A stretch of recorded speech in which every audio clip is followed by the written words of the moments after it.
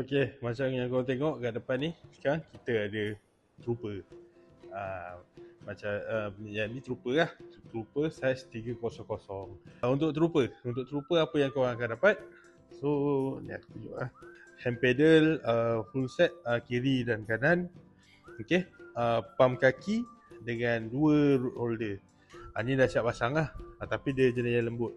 So kalau korang nak custom, kau nak letak pipe PVC pun boleh lah, tapi kena ikut saiz dia lah, biar dia keras sikit kan. Ni apa yang Kilang bagilah. Sebelum ni tak ada. Sebelum ni tak ada.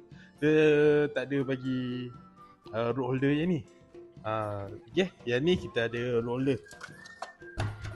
So, ada yang tanya kat aku lagi, macam mana kita nak pasang road holder ni bang? Macam mana bang kita nak pasang road holder ni? Okay, so kita pasang kan Okay, sekejap aku buka ni kejap. Okay, ni aku dah buka kan daripada kotak ni lah.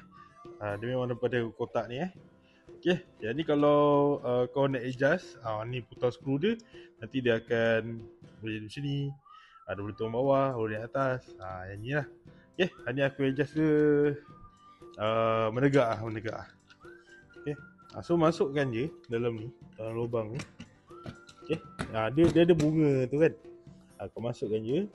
Okay, lepas tu dia dah jadi macam ni. So, apa nak kena buat? Jangan biarkan macam ni je, kena lock. Dia tulis open dengan close kan. So, kalau open, cabut. Tapak dia macam ni. Kalau kau pasang, kau pergi kat close. Nanti dia akan lock lah. Okay, kena tinggi lagi. So, kau boleh adjust kat sini. Kau adjust kat sini. So, dia jadi terpacak macam tu. Kalau kau letak kau punya road, dia panjang lah ke atas. So, jadi macam ni aku dia. Tapi, yang ni pasang belah sini. Baru kena. Kalau tidak nanti joget masuk dalam. Mata masuk dalam. Yang lagi satu tu nanti kau pasang kat sini. Okay, itu sajalah. Untuk trooper dia naik 2 orang memang selesa. Naik seorang lagi selesa bang. Kalau abang naik seorang, lagi selesa bang. Laju pun laju bot ni sebab dia kuncup. Dia tak besar macam komando curl. Okay, sekian. Terima kasih. Ciao.